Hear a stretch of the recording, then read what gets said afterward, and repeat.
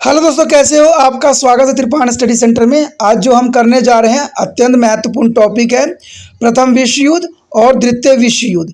इस युद्ध बहुत ही महत्वपूर्ण था, लेकिन इस युद्ध में हमने क्या पाया, क्या खोया और क्या खोने को रह गया, इस पे हम विस्तार पूर्वक चर्चा करेंगे और जानने की कोशिश करेंगे हर एक पहलू जो इस युद्ध का कारण बना और इसका परिणाम क्या निकला। तो चलिए देखते हैं।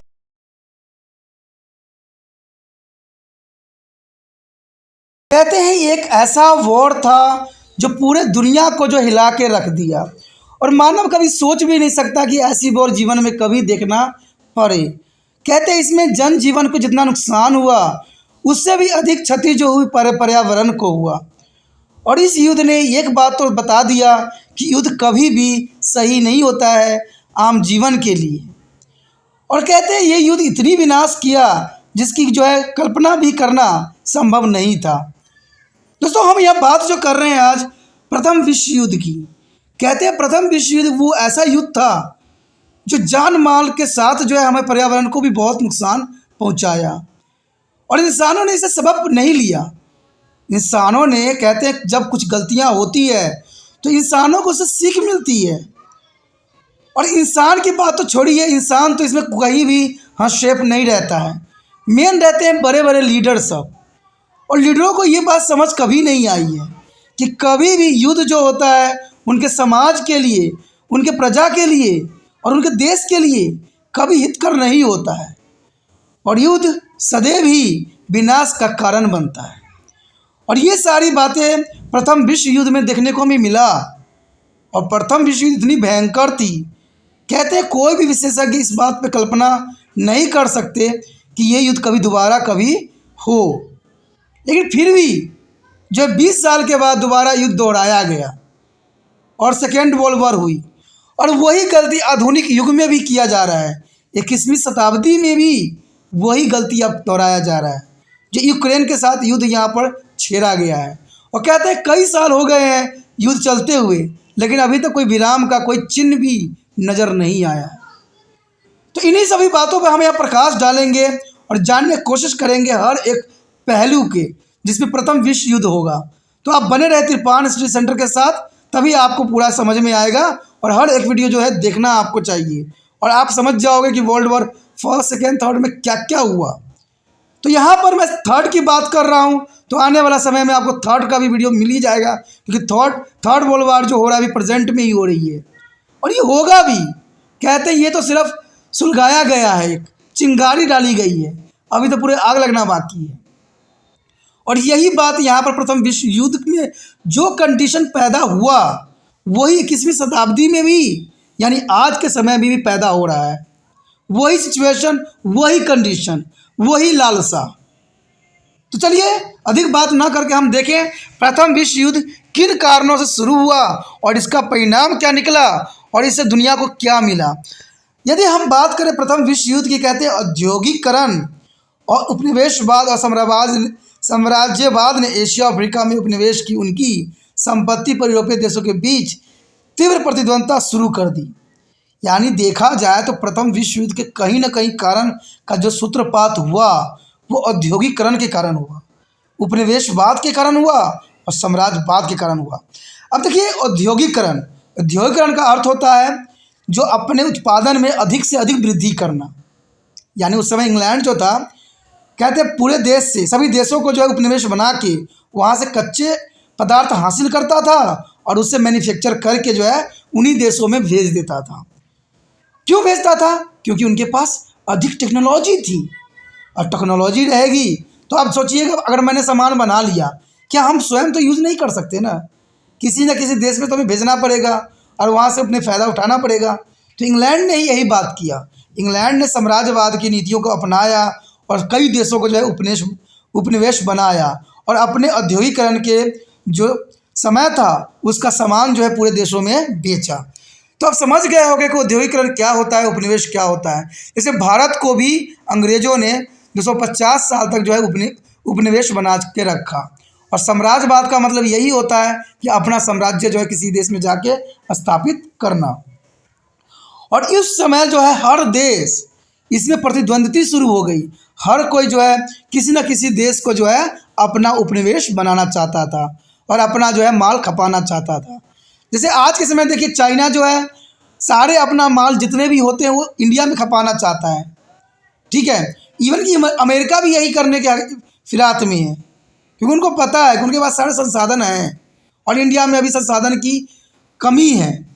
और देखा जाए तो इंडिया वाले भी वही गलती कर रहे हैं जो उस समय अंग्रेज किया करते थे, यानी जो है विदेशों वालों को भारत में आमंत्रित करना। ऐसे ही राजा महाराजाओं ने भी किया। और आपको पता है कि हमारी राजनीति ऐसी है जहाँ पर तू मैं हमेशा होती ही रहती है। तो वही बात होगी, घर घर का भेदी लंका ढाए, तो लंका ढह जाएगा ऐसे चक्कर में, क्योंकि हमारे देश में पार्टियों में एकता नहीं रहती है। कोई भी घटना घटती उनमें एकता तो रहती नहीं है, सब अपना उल्लू सीधा करने में लगे रहते हैं। और ऐसा ही हुआ था जब राजा महाराजाओं के टाइम था, वहाँ पर मंत्री जो थे अपने आप को राजा बनाने के फेर में रहते थे और इस वजह से देश से गद्दारी किए और देश जो है 250 सालों तक जो है गुलामी की जंजीरों में जकड़ गया। और वही कंडीशन आज भी देखने को हमें मिल रहा है, राजनीतिक में दिख रहा है। तो चलिए जो भी है, हमें इस पर अधिक नहीं जानना है। हमें तो ये पता है कि हमारा देश जो है उपनिवेश फिर से बनने में अग्रसर है, क्योंकि विदेशी लोग जो है भारत में आमंत्रित हो रहे हैं और यहाँ पर अपना फैक्ट्री लगा रहे हैं। तो जनरल सी बात है, यहाँ के लोग जो है मजदूर बनेंगे और वहाँ के लोग जो है मालिक बनेंगे। तो हो गया वही सिस्टम जो पुराने समय में था। तो यही हर देश की लालसा होती है। भारत ये कभी नहीं किया कि दूसरे देशों में जो है अपना फैक्ट्री लगाए। अगर ऐसा होता तो भारत शायद आज जो है कहाँ तक पहुँच जाता है, इसका कल्पना अभी नहीं कर सकते। लेकिन भारत तो सिर्फ इस्तेमाल करना जानता है दूसरे देशों के बना हुआ सामान। और भारत में जो है दूसरे देशों से सामान आके भारत में मैन्युफैक्चर हो रहा है, तो आज मेड इन इंडिया का नाम दे दिया गया है। कहते हैं जो हमारे देश में क्या टैलेंट नहीं है, क्या हम कोई सामान को बनाने में सक्षम नहीं है? हमारे देश में टैलेंटों की कमी नहीं है। हमारे देश में ऐसे ऐसे नौजवान हैं जो कि कहते हैं बड़े बड़े देशों को जो है चकमा देने के लिए अग्रसर हैं, लेकिन यहाँ को जो नौजवान हैं उनको मौका नहीं दी जाती है, उनके मौका छीन लिया जाता है। और ये सारे नौजवान जो है विदेशों की तरफ रुख कर जाते हैं। कहते हैं जब अपने घर में कोई नहीं पूछेगा तो जनरल सी बात है दूसरे घर में तो जाना ही पड़ता है। तो यही रूल यहाँ पर भी हुआ। कहते हैं उस समय प्रतिद्वंद्विता इतनी बढ़ गई कि यह प्रतियोगिता 19वीं सदी के अंत तक और अधिक तीव्र हो गई। यानी जो प्रतियोगिता थी उपनिवेश बनाने की, कहते हैं 19वीं सदी के अंत तक और अधिक तीव्र होती चली गई। और जब उपनिवेश एशिया और अफ्रीका में न उपलब्ध थे तो कहते हैं समझौता और आपसी अविश्वास और दुश्मनी के कारण संभव नहीं था। और 1914 में यूरोप में जल्द ही पूरी दुनिया से घिरा एक युद्ध हुआ। यानी कहते हैं कि 1914 में यूरोप में जल्द ही पूरी दुनिया से घिरा एक युद्ध हुआ, जिसमें दुनिया के सभी प्रमुख देश और उनके उपनिवेश को शामिल किया गया। इवन कि भारत भी प्रथम विश्व युद्ध में सम्मिलित हुआ था, लेकिन उस समय भारत उपनिवेश था। और इस युद्ध की वजह से नुकसान के इतिहास में कोई मिसाल नहीं थी। यानी इतना नुकसान हुआ जिसका इतिहास में कहीं भी कोई जिक्र नहीं थी। और इतिहास में पहली बार के लिए जो है धृत राज्यों के सभी संसाधन जुटाए गए थे और इसमें उनकी सेना, नौसेना, वायुसेना शामिल किया गया था। नागरिक आबादी को धनाधूर बमबारी की वजह से जबरदस्त संख्या में दुर्घटना का सामना करना पड़ा। कहते हैं इस युद्ध में जो सबसे अधिक नुकसान होता है तो वो होता है आम नागरिकों की, जो निर्दोष होते हैं, जिनका कहीं भी कोई हाथ नहीं होता, वो लोग मारे जाते हैं। युद्ध तो हमेशा दो विचारों का होता है। युद्ध जो हमेशा होता है दो विचारों का होता है। इसमें नागरिकों का कोई हस्तक्षेप नहीं होता है। मान लीजिए कोई मंत्री दूसरे देश में गया है, वहाँ पर उसका थोड़ा सा कुछ भी इंसल्ट भी ना हो, लेकिन वो बना देगा कि मेरा इंसल्ट हुआ है, हम तो उसे युद्ध लड़ेंगे ही लड़ेंगे। अब इतने ही चक्कर में पूरे देश को बर्बाद कर देना, ये कहाँ तक समझदारी है? और आज प्रेजेंट टाइम में ऐसा हो रहा है। यूक्रेन जो युद्ध लड़ी जा रही है यूक्रेन के साथ, सिर्फ कहते हैं कुछ गज ज़मीनों के लिए लड़ी जा रही है, जिसको समझौता करके भी टाला जा सकता है। लेकिन समझौता के जगह पर वो हम की भावना में वो लोग लड़ रहे हैं। और इसमें देखा जाए तो यूक्रेन की जितनी भी जनजीवन थी वो तहस नहस हो गई है। तो कहते हैं पुराने दो युद्ध, इतने विश्व युद्ध हुए, उससे हमने कोई भी सबक नहीं सीखा। और इतिहास में जो नुकसान हुआ प्रथम विश्व युद्ध में उसकी गणना करना शायद संभव नहीं है। कहते हैं अगर देखा जाए यह युद्ध पहली बार यह युद्ध जो है पहली बार के एक बहुत बड़े भाग पर फैल गया था और इस विश्व युद्ध की दुनिया के इतिहास में एक मोड़ के रूप में जाना जाता है। और यह अचानक घटी घटना नहीं थी बल्कि सेना के विकास और 1914 से पहले से चल रहे विस्तार की चरम सीमा थी। कहते हैं कोई युद्ध जो होती है सडनली नहीं होती है, इसका सूत्रपात कहीं ना कहीं किसी न किसी रूप में पहले ही हो जाती है। और ऐसा ही हुआ 1914 में जो प्रथम विश्व युद्ध लड़ी गई उसका विस्तार पहले ही हो चुका था। पहले ही देशों ने आपसे समझौते करने लग गए थे और ये युद्ध को जो है अनिवार्य बना दिया था, क्योंकि उस समय हर देश को जो है उपनिवेश चाहिए था और उपनिवेश के होड़ में ये युद्ध जो है करवाया गया। और वो तो कहते हैं छोटे मोटे इंसिडेंट तत्काल कारण बनी, तो ये काफ़ी महत्वपूर्ण थी। प्रथम विश्व युद्ध के कारण देखिए यहाँ पर जो है प्रथम विश्व युद्ध के क्या कारण थे। कहते हैं इंग्लैंड, फ्रांस, जर्मनी और दूसरी की तरह विभिन्न देशों के बीच प्रतिद्वंद्विता साम्राज्यवादी युद्ध का एक प्रमुख कारण था। मैंने पहले ही बताया कि साम्राज्यवादी युद्ध का प्रमुख कारण था कि हर देश जो है अपने आप को साम्राज्य स्थापित करना चाहता था, दूसरे देशों में अपना उपनिवेश चलाना चाहता था। इससे पहले युद्ध टल गया क्योंकि अधिक उपनिवेशों के अधिग्रहण की संभावना अभी भी वहाँ थी, इसलिए पहले युद्ध टाली जा रही थी। लेकिन जब स्थिति बदल गई तो अधिकांश एशिया और अफ्रीका को पहले से ही विभाजित किया जा चुका था, यानी पहले ही इस युद्ध का जो है सूत्रपात कर चुका था और एशिया और अफ्रीका को पहले ही विभाजित किया जा चुका था और आगे विस्तार की संभावनाएं वहाँ नहीं थी। कहते हैं जब विस्तार की संभावना नहीं होती है तो जनरल सी बात है हम दूसरे जगह को छीनने की कोशिश करते हैं। मान लीजिए कोई व्यापारी है, कहीं वो व्यापार करता है, वहाँ पर दूसरा व्यापारी अगर आ जाता है वही सामान बेचता है तो जनरल सी बात है उसमें युद्ध होगा ही होगा। और यही हुआ, जो सामान इंग्लैंड पूरी दुनिया को दे रहा था अब फ्रांस, जर्मनी सब देने लग गए, तो इससे जो है इंग्लैंड की अर्थव्यवस्था बिल्कुल कमज़ोर हो गई, तो युद्ध का कारण बन गई। जब केवल साम्राज्यवादी देशों के उपनिवेश पर कब्जा करना ही संभव था तो उपनिवेश से इस बंटवारे से युद्ध की संभव बनाया। और 19वीं सदी के आखिरी तिमाही में कहते जर्मनी ने ज़बरदस्त आर्थिक औद्योगिक प्रगति कर ली क्योंकि उसने इंग्लैंड को पीछे छोड़ दिया और जर्मनी ने अधिक प्रगति कर ली और इंग्लैंड और फ्रांस के औद्योगिक उत्पादन में काफ़ी जो है छोड़ दिया, पीछे छोड़ दिया। जैसे मैंने अभी बताया आपको कि कोई व्यापारी कहीं व्यापार करता है, अगर उसका व्यापार अच्छा चल रहा होता है, कोई दूसरा व्यापारी आ जाता है और उसका व्यापार छिन जाता है तो जनरल सी बात है उनमें युद्ध का कारण बन जाता है। अब देखिए इंग्लैंड, फ्रांस, जर्मनी काफ़ी उस समय उपनिवेश की तलाश में थी, लेकिन देखा जाए इसमें जर्मनी जो है बाजी मार गई और उसका औद्योगिक इतनी प्रगति हुई और इंग्लैंड और फ्रांस पीछे रह गए। उससे भी ब्रिटेन की तरह आर्थिक ज़रूरतों को पूरा करने के लिए उपनिवेश की आवश्यकता थी और उसको और उपनिवेश चाहिए और मार्केटिंग करना था। साम्राज्यवादी दौर में जर्मनी इंग्लैंड के मुख्य प्रतिद्वंदी बन गया, यानी साम्राज्यवादी के दौर उस समय चल रहा था जहाँ जर्मनी जो है इंग्लैंड के मुख्य प्रतिद्वंदी बन गया। यानी जब व्यक्ति आमने सामने कुछ सामान बेचते हैं या उसको लगाते हैं तो वो प्रतिद्वंदी कहलाते हैं। ब्रिटिश की नौसेना सुरक्षा को भी चुनौती दी गई थी। जब जर्मनी का सबसे बड़ा युद्धपोत का निर्माण किया तो उसके कील की लहर से उत्तरी सागर और अटलांटिक सागर जो अंग्रेजी तट की रेखा में जोड़ दिया गया था। और जर्मनी में भी एक रेलवे लाइन बगदाद के साथ बर्लिन को जोड़ने की रेखा है। जैसे आसमान के कारणों के लिए जर्मनी को सैनिकों और पूर्व के लिए आपूर्तिकर्ताओं को भेजना आसान बनाने का निर्णय किया गया, लेकिन इसे वहाँ ब्रिटिश उपनिवेश के लिए खतरा समझा गया। यानी जब उसने वहाँ पर रेलवे लाइन की जो है विस्थापन कर दिया तो ये ब्रिटिश उपनिवेश के लिए सबसे बड़ा खतरा के रूप में देखा और कारण भी यही बना। जर्मनी की जापान और यूरोप की अन्य सभी शक्तियों की तरह ही अपनी साम्राज्यवादी महत्वाकांक्षा थी। यानी जर्मनी की जापान और यूरोप के अन्य सभी शक्तियों की तरह ही जर्मनी का भी महत्वाकांक्षा थी साम्राज्यवादी की। और इटली अपनेकरण के बाद उत्तरी अफ्रीका में जो है त्रिपोली जो कि तुर्क साम्राज्य के अधीन था चाहता था और फ्रांस मोरक्को के अफ्रीका में अपनी विजय को जोड़ना चाहता था, जबकि रूस ईरान में अपनी महत्वाकांक्षा रखना चाहता है। रूस जो है ईरान में अपनी महत्वाकांक्षा का जो है परमाणु चलाना चाहता था।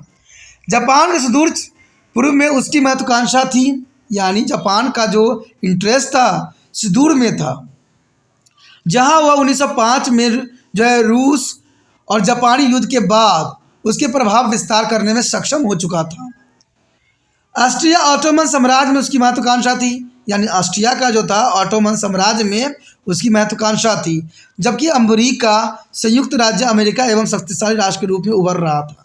यानी उस समय अमेरिका कुछ भी नहीं कर रहा था, वो सिर्फ अपने आप को पावरफुल शक्तिशाली बना रहा था। उसकी मुख्य दिलचस्पी के लिए व्यापार की स्वतंत्रता की रक्षा के रूप में थी, यानी अमेरिका सिर्फ व्यापार की रक्षा के रूप में अपना वहाँ दायित्व निभा रहा था। अमेरिका किसी देश को उपनिवेश नहीं बना रहा था उस समय, वो तो कहते संसाधनों को जुटा रहा था, इसलिए वह एक तेज गति से बढ़ रहा था, संसाधनों को जुटा के अपने आप को पावरफुल अमेरिका बना रहा था। और किसी भी महान शक्ति के प्रभाव के विस्तार कहते विश्व शांति के लिए एक बहुत बड़ा खतरा साबित हो सकता था। यानी विस्तार जो है विश्व शांति के लिए सबसे बड़ा खतरा का सबब बना। प्रथम विश्व युद्ध के अंतर्गत जो हमारा अगला टॉपिक आया है गठबंधन की प्रक्रिया। ये काफ़ी महत्वपूर्ण बात है कि गठबंधन की प्रक्रिया जो थी प्रथम विश्व युद्ध में मुख्य तौर पे देखने को हमें मिली। कहते हैं अधिक कॉलोनियों के लिए विरोध और टकराव ने जो है साम्राज्यवाद शक्तियों का सहयोगी दलों के लिए देखने के लिए प्रेरित किया। और 1882 में जर्मनी, ऑस्ट्रिया, इटली ने ट्रिपल अलायंस पर अपनी विरोधी शक्ति के खिलाफ आपसी सैन्य सहायता की संधि पर हस्ताक्षर किया। यानी 1882 में जो है जर्मनी, ऑस्ट्रिया और जो है इटली ने ट्रिपल अलायंस पे हस्ताक्षर किया गया। तो आप समझ सकते हो युद्ध का सूत्रपात बहुत पहले ही हो गया था। और इंग्लैंड, रूस और फ्रांस ने 1907 में ट्रिपल अनंत पर हस्ताक्षर किए गए। तो ये महत्वपूर्ण थी। दो परस्पर शत्रुपूर्ण विरोधी समूहों के उद्भव और यूरोपीय शक्ति के बीच तनाव और संघर्ष ने यूरोप को दो गुटों में उस समय विभाजित कर दिया। और इन देशों में एक दूसरे के घातक हथियार रखने के चाहने जो है हथियारों के उत्पादन की दौड़ का नेतृत्व भी किया गया। यानी इस समय घातक हथियार रखने की एक होड़ सी लग गई, क्योंकि उनको पता था कि आने वाला समय में अगर अपना वर्चस्व हासिल करना है तो है इसके लिए हथियार भी ज़रूरी है। और आपसी नफरत और संदेह ने शांति की वातावरण को समाप्त कर दिया, क्योंकि आपसी नफरत, अब देखिए अभी के समय प्रेजेंट टाइम में यूक्रेन के साथ जो युद्ध हो रहा है, एक्चुअली में युद्ध जो है निजी हो रहा है। इसमें सिर्फ जो है यूक्रेन की और जो कहते हैं दोनों देशों की आपसी युद्ध है। कोई इस युद्ध में कोई नागरिक का कोई इसमें महत्वपूर्ण स्थान नहीं है, या कोई नागरिक के लिए नहीं लड़ा जा रहा है। ये सिर्फ अपनी महत्वाकांक्षा के लिए ये निजी युद्ध है। तो उस समय भी ऐसा ही हुआ कि आपसी नफरत और संदेह ने शांति के वातावरण को समाप्त कर दिया, क्योंकि जब नफरत करोगे एक दूसरे से और तो आप नेता हो तो जर्नल सी बात है कि ये पूरे विश्व को, पूरे देश को ले डूबेगा। कहते हैं विश्व तो बाद की बात है, पहले तो आपका देश ही ले डूबेगा। तो ऐसा ही हुआ। नेताओं के आपसी मतभेद के कारण प्रथम विश्व युद्ध को जो है सूत्रपात किया गया। और इस बात का स्पष्ट प्रचार भी किया गया कि अगर युद्ध हुआ तो पूरे यूरोप जो युद्ध में डूब जाएगा। यानी ये आशंका पहले से ही जताई जा रही थी, क्योंकि पहले से उन्होंने जो है गठबंधन की प्रक्रिया शुरू कर लिया था। और उनको पता था कि जो देश एक साथ रहेंगे उनकी विजय संभवतः होगी ही होगी। इसलिए आपको पता है कि युद्ध में जो है दो ध्रुव बनाया गया, एक जो था मित्र राष्ट्र, एक था ध्रुवी राष्ट्र। तो इन्हीं के कारणों से जो है युद्ध का जो है सूत्रपात हुआ। उसके पश्चात हमारे समक्ष आता है प्रथम विश्व युद्ध के अंतर्गत अगला पॉइंट जो है पान स्लैब आंदोलन और बल्काना राजनीति। ये काफ़ी महत्वपूर्ण घटना थी। पान स्लैब आंदोलन और बल्काना राजनीति काफ़ी महत्वपूर्ण थी। अगर इसकी बात करें तो देखा जाता है इसमें कि पूर्वी यूरोप के बल्काना क्षेत्र में ग्रीस, रोमानिया, बुल्गारिया, सर्वेरिया, मोंटेनेग्रो और कई अन्य छोटे राज्य शामिल थे। यानी यूरोप के बल्काना क्षेत्र में कई राज्य सम्मिलित थे, जैसे ग्रीस, रोमानिया, बुल्गारिया और सर्वेरिया और मोंटेनेग्रो। कहते हैं मूलतः ये राज्य तुर्क साम्राज्य या तुर्की के शासक के नियंत्रण के अधीन थे। यानी ये सारे के सारे राज्य जो थे तुर्की साम्राज्य या तुर्की के शासक के अधीन थे। और 20वीं सदी के शुरुआत में तुर्क साम्राज्य में गिरावट शुरू हुई, यानी तुर्क साम्राज्य तो वो काफ़ी गिरावट महसूस की गई, यानी राज्य का जो है पतन होने लग गया। ऑस्ट्रिया और रूस समेत कई यूरोपीय शक्ति इन क्षेत्रों में पैर जमाने के लिए पहुंची। अब देखिए, ऑस्ट्रिया और रूस जो था तुर्की पे अपना जो है वर्चस्व स्थापित करना चाहता था, यानी यूरोपीय शक्ति इस क्षेत्र में अपना पैर जमाने के लिए अग्रसर थे। बात तब और जटिल बन गई जब इन राजाओं के अधिकांश में लोगों ने राष्ट्रवाद का पुनरुत्थान हुआ, लेकिन इसी क्षेत्र में जो है राष्ट्रवाद ने जन्म ले लिया। और राष्ट्रवाद जन्म होने के कारण जो है बहुत ही उनके लिए घातक सिद्ध हुआ। उन्हें स्लैब कहा जाता था क्योंकि वो लोगों को स्लैब कहते थे, और वह पूर्वी यूरोप देशों में कई राज्यों में बिखरे हुए थे, यानी ये संगठित नहीं थे, बिखरे हुए थे। और उन्होंने एक राष्ट्रीय आंदोलन शुरू कर दी, यानी इन्होंने इसके विरुद्ध एक राष्ट्रीय आंदोलन शुरू कर दिया, और इसको पान स्लैब आंदोलन कहा जाता है। अपने आप को बचाने के लिए आंदोलन करना स्वाभाविक थी, और इस आंदोलन को जो है पान स्लैब आंदोलन के नाम से जाना जाता है। और इनकी मुख्य मांग थी जो है साइबेरिया, क्योंकि साइबेरिया जनसंख्या के तहत एक स्लैब राज्य था, यानी देखा जाए साइबेरिया जो थी एक स्लैब, ठीक है, राज्य थी। साइबेरिया का रूस द्वारा समर्थन भी किया गया था, साइबेरिया का रूस ने इसका समर्थन भी किया था, जबकि ऑस्ट्रिया ने साइबेरिया और उनके राष्ट्रीय आंदोलन का विरोध किया था। क्योंकि ऑस्ट्रिया का तो सिंपल सी बात है, उस पर कब्जा करना था, तो विरोध इस आंदोलन में करेंगे ही करेंगे, लेकिन रूस ने इसमें समर्थन किया, ये भी बात इंपॉर्टेंट थी। इसे रूस और ऑस्ट्रिया के बीच जो था तनातनी हो गई। अब देखिए, ये सूत्रपात्र थी, कहते हैं साइबेरिया रूस का समर्थन किया कि साइबेरिया ने इस जो है पान स्लैब आंदोलन अच्छा किया, लेकिन ऑस्ट्रिया इस बात के समर्थन में खिलाफ था, इस विद्रोह के खिलाफ था। इसलिए आप देखिए रूस और ऑस्ट्रिया के बीच जो है काफ़ी प्रतिद्वंद्विता का जो है होड़ शुरू हो गई। यानी प्रतिद्वंद्विता का मतलब होता है कि आपके सामने जो है प्रतिद्वंदी है, यानी प्रतिद्वंदी के रूप में वो जो है खड़ा हो गया रूस के सामने ऑस्ट्रिया। ऑस्ट्रिया मजबूत साइबेरिया राज्य था, लेकिन देखा जाए उस समय ऑस्ट्रिया जो था मजबूत साइबेरिया राज्य था, जो अपने विस्तार की महत्वाकांक्षा में बंधा नहीं रहता था, यानी महत्वाकांक्षा में बंधा नहीं रहता था। 1908 में ऑस्ट्रिया ने 2 स्लैब राज्यों बेसिनिया और है जो गोविनिया पर कब्जा कर लिया, जो साइबेरिया और ऑस्ट्रिया के बीच दुश्मनी का सबसे बड़ा कारण बना उस समय। यानी ऑस्ट्रिया ने, क्योंकि इसका महत्वाकांक्षा ही था पूरे विश्व में अपना राज्य स्थापित करना, और ऑस्ट्रिया ने 2 स्लैब राज्य बेसिनिया और हेर्ज़ेगोविना पर जो है कब्जा कर लिया, और इस वजह से साइबेरिया जो था ऑस्ट्रिया के बीच दुश्मनी शुरू हो गई। और 1912 से 1914 के बीच में 4 बल्कन राज्यों में स्वतंत्रता के लिए तुर्क सम्राट के खिलाफ युद्ध लड़े गए। अब देखिए 1912 से लेकर 14 तक, यानी देखा जाए तो बहुत कम समय काल है, लेकिन इसी समय काल में 4 बल्कन राज्यों में स्वतंत्रता के लिए 4 युद्ध लड़े गए हैं। लेकिन इसमें देखा जाए तो तुर्की हार गया, तुर्की जो थी यहाँ पर हार हुई, ठीक है, यानी तुर्की के सम्राट के खिलाफ ये 4 युद्ध लड़े गए, लेकिन इसमें तुर्की जो था हार गया, और यूरोप में उसकी संपत्ति समाप्त हो गई, क्योंकि पावरफुल था, सारे युद्ध में संपत्ति खत्म हो गई, अब उसके पास कोई संपत्ति बच नहीं गई। और ऑस्ट्रिया ने जल्दी से साइबेरिया की महत्वाकांक्षा के खिलाफ अल्बानिया के एक स्वतंत्र राज्य की स्थापना कर दी, यानी महत्वाकांक्षा नहीं, क्योंकि आपको पता है, आपने भी देखा होगा कि हमारे देश में भी जो है राज्यों का बंटवारा होने लग जाता है। आपने देखा ही होगा बिहार 2 राज्य में कन्वर्ट हो गया, किस में आपको पता ही है, झारखंड और बिहार में कन्वर्ट हो गया।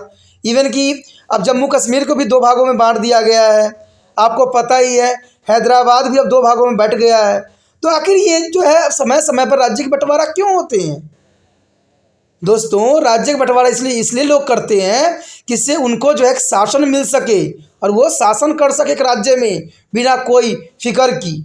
अब मान लीजिए एक राज्य है, पहले अगर राज्य रहा होगा बिहार और जो है झारखंड का, तो एक मुख्यमंत्री होगा, लेकिन अब देखा जाए 2 हो गया, यानी 2 को शासन मिल गया। तो अपनी महत्वाकांक्षा के लिए ये लोग जो है राज्यों की बंटवारा करने में ही अपना समझदारी समझते हैं, लेकिन वो कहते हैं राज्य की बंटवारा करने में कभी समझदारी नहीं है। अब समझदारी कैसे हो सकती है? अब देखिए, ये बात पे मैं जो है प्रश्न उठाता हूँ कि दिल्ली में पानी इतनी गंदी है और वहाँ के लोग पीने में मजबूर है, लेकिन हरियाणा में पानी साफ है। अब राज्य अलग होने के कारण क्या हुआ, वो उसको पानी नहीं दे रहा, वो पानी से लेकर ले वो मांग रहा है, फिर भी दिया नहीं जा रहा है। तो आप समझ सकते हो ना कि जितना राज्यों का बंटवारा हो जाएगा, भारत उतने ही मुसीबतों में से घिर जाएगा। इसलिए राज्यों की बंटवारा कभी नहीं करना चाहिए, क्योंकि जितने राज्य बटेंगे उतने जो है मंत्रियों के पद मिलेंगे, और इससे जो है भारत का इकोनॉमिक अर्थव्यवस्था खोखला होगा। क्योंकि आपको पता ही होगा कि हर राज्य में एक मुख्यमंत्री होता है, गवर्नर होता है, उसके मंत्री परिषद होते हैं, उनके सारे जो होते हैं सलाहकार होते हैं, नए नए तरह तरह के फैसिलिटी होते हैं। और इतने राज्य छोटे छोटे टुकड़े में बढ़ जाएंगे तो कितने सारे मुख्यमंत्री हो जाएंगे, और इसका पैसा कहाँ से आएगा? आएगा तो आम गरीब बंदों से जाएगा ना। तो ये बात बहुत महत्वपूर्ण बात है कि राज्यों के बंटवारा करना कहीं की समझदारी नहीं है। और यही बात यहाँ भी करके दिखाया गया कि जैसे ऑस्ट्रेलिया ने जल्दी से साइबेरिया ग्रेट साइबेरिया को मात्रा के खिलाफ अल्बानिया को एक स्वतंत्र राज्य की स्थापना कर दी। अब दुश्मनी में एक तरफ साइबेरिया और रूस थे, दूसरी तरफ ऑस्ट्रिया था। अब देखिए बात बन गई ना कि यहाँ पर साइबेरिया और रूस एक तरफ थे और दूसरी तरफ ऑस्ट्रिया था। जैसा कि आप 1914 के दौर देख सकते हैं कि यूरोप में माहौल विस्फोटक था। माहौल जो थी इतनी गर्मासी गई जो कभी भी विस्फोट हो सकता था, कभी भी जो है युद्ध का रूप धारण कर सकता था। और इस पृष्ठभूमि के खिलाफ फ्रांसिस फर्डिनांड ऑस्ट्रेलिया के सिंहासन के लिए बारिश एक राज्य की यात्रा पर सेरेबोसोस बेनिया की राजधानी के लिए गए, और वो अपनी कार के नीचे उतर ही रहे थे कि एक साइबेरिया युवा के द्वारा 28 जून 1914 को उनकी हत्या कर दी। अब देखिए एक साइबेरिया युवा के द्वारा, लेकिन अगर आप इसकी तह तक पहुंचोगे ना तो एक साइबेरिया वो युवा नहीं रहा होगा, उसका लिंक कहीं ना कहीं राजनीतिक नेताओं के साथ 100% होगा, क्योंकि वो तो युद्ध करवाना चाहते थे। और इससे अच्छा माहौल कैसे गरमा सकता है? इसमें जो देखिए ऑस्ट्रिया के सिंहासन के वारिस यानी राजकुमार की हत्या, ये तो आम बात नहीं थी। अब ऑस्ट्रेलिया के सिंहासन के बाद अब ऑस्ट्रेलिया कैसे चुप रह सकता है जब उसकी जो है राजकुमार की हत्या कर दिया गया, यानी 28 जून 1914 को उनकी हत्या कर दी गई। और वो भी देखिए यहाँ पर सिर्फ एक वर्ड दी गई है, एक साइबेरिया युवा मतलब आम बंदा। लेकिन देखा जाए अगर आप इसकी विस्तार से अगर इसका अध्ययन करोगे तो आपको एमए के सब्जेक्ट में पता लगेगा कि ये आम युवा नहीं था, इसका लिंक नेताओं के साथ था, क्योंकि वो लोग तो सिर्फ युद्ध के कारण तलाश रहे थे और ये सबसे बड़ा कारण बना। और कहते हैं उसकी हत्या कारण जो आर्थर फ्रांस की हत्या युद्ध का तत्कालीन कारण बन गया। अब देखिए अर्थ ड्यूको फ्रांसिस फेडरस की हत्या युद्ध का सबसे बड़ा तत्कालीन कारण बना, यानी ऑस्ट्रेलिया के सिंहासन के वारिस राजकुमार की जब हत्या कर दी गई 28 जून 1914 में, तो इस समय जो है तत्कालीन विश्व युद्ध का सबसे बड़ा सूत्रपात बना दिया। और ऑस्ट्रिया के साइबेरिया को अपने राजकुमार की हत्या के लिए जिम्मेदार ठहराया गया, यानी ऑस्ट्रिया ने साइबेरिया को जो है इसकी हत्या का जिम्मेदार ठहराया। लेकिन यहाँ पर बताया गया सिर्फ एक युवक ने हत्या किया। अब क्योंकि आपको पता है कोई भी जो बड़े बंदे वो तो हत्या करने जाएंगे नहीं, तो ये ऑस्ट्रिया ने साफ बता दिया कि साइबेरिया के अपने राजकुमार की हत्या के लिए जिम्मेदार बताया और उसने विभिन्न शर्तों के साथ एक अंतिम चेतावनी दे दी। अब वो अंतिम चेतावनी क्या थी? इसमें रूसी मदद का आश्वासन दिया गया। सर्वेयस ने अल्टीमेट स्वीकार करने से इनकार कर दिया, लेकिन जो दिया गया अल्टीमेट वो स्वीकार करने से उसने साफ मना कर दिया। अब ऑस्ट्रिया जो था इस पर काफ़ी भड़क गया और सीमा पर अपने सैनिकों के जो जुटाने शुरू कर दिए। और 28 जुलाई 1914 को ऑस्ट्रिया ने साइबेरिया पर युद्ध की घोषणा कर दी। ये 28 जुलाई 1914 पहला युद्ध का सूत्रपात था प्रथम विश्व युद्ध के। और ऑस्ट्रिया ने साइबेरिया पर युद्ध की घोषणा की और 1 अगस्त 1914 में जर्मनी के रूस पर युद्ध की घोषणा की गई। अब देखिए हर एक देश ने दूसरे देश पे जो है युद्ध की घोषणा कर दी, लेकिन इसका सूत्रपात कहाँ से हुआ? प्रथम विश्व युद्ध के जो है ऑस्ट्रिया के राजकुमार की हत्या से। तो ये बात काफ़ी महत्वपूर्ण है कि ऑस्ट्रिया के जो है राजकुमार की हत्या से, और इसका दोषी किसको माना गया? सर्बिया को माना गया। और इसी वजह से साइबेरिया को जो अल्टीमेट दिया गया ऑस्ट्रिया के अंतर्गत, लेकिन साइबेरिया ने इसे स्वीकार नहीं किया। और इसी कारण जो है इस समय जो है सीमा पर लगाना शुरू किया और युद्ध का सूत्रपात हो गया। कहते हैं 28 जुलाई 1914 में ऑस्ट्रेलिया ने साइबेरिया पर युद्ध की घोषणा की, यानी ऑस्ट्रिया ने साइबेरिया पर युद्ध की घोषणा कर दी। और 1 अगस्त 1914 जर्मनी रूस पर युद्ध की घोषणा कर दी, जर्मनी ने रूस पर अटैक कर दिया। और 3 अगस्त 1914 में जर्मनी ने फ्रांस पर युद्ध की घोषणा कर दी, जर्मनी ने फ्रांस पर। अब जर्मनी सैनिक ने बेल्जियम में प्रवेश किया और इंग्लैंड में जर्मनी पर युद्ध की घोषणा अगस्त 1914 में कर दी। अब सब देश एक दूसरे पर अटैक करना शुरू कर दिए और इस प्रकार यूरोप में एक छोटी सी घटना में सभी देशों को शामिल होने के से युद्ध से जल्द ही विश्व युद्ध का आकार ले लिया। यानी देखिए, छोटी सी घटना जिसमें समझौता भी की जा सकती थी, जिसमें कुछ बात से जिसको टाला भी जा सकता था, लेकिन ये विश्व युद्ध का जो है कारण बना दिया। कहते हैं अगला पॉइंट अत्यंत महत्वपूर्ण है प्रथम विश्व के अंतर्गत कि प्रथम विश्व युद्ध की कार्यविधि। अब प्रथम विश्व युद्ध के कार्यविधि किस प्रकार थी, इस पर हम प्रकाश डालेंगे। और ये समय काल था जो था 1914 से लेकर 1918 तक। कहते हैं 9 अगस्त 1914 में जो विश्व युद्ध शुरू हुआ वो नवंबर 1918 तक जारी रहा, यानी ये समय काल काफ़ी महत्वपूर्ण थे और नवंबर 1918 में ये ख़त्म हुआ। और इस अवधि के दौरान कई महत्वपूर्ण लड़ाइयाँ लड़ी गई, जैसे 1914 मार्नो की लड़ाई, 1916 में बैडू की जो है शतरंज सेमो की लड़ाई और जो है जूटो लैक्स की लड़ाई। तो ये काफ़ी महत्वपूर्ण लड़ाइयाँ इस समय लड़ी गई। कहते हैं 1917 जो 1917 वर्ष 2 महत्वपूर्ण घटनाओं ने देखा गया, यानी वर्ष 1917 वर्ष के 2 महत्वपूर्ण घटनाओं को देखा गया।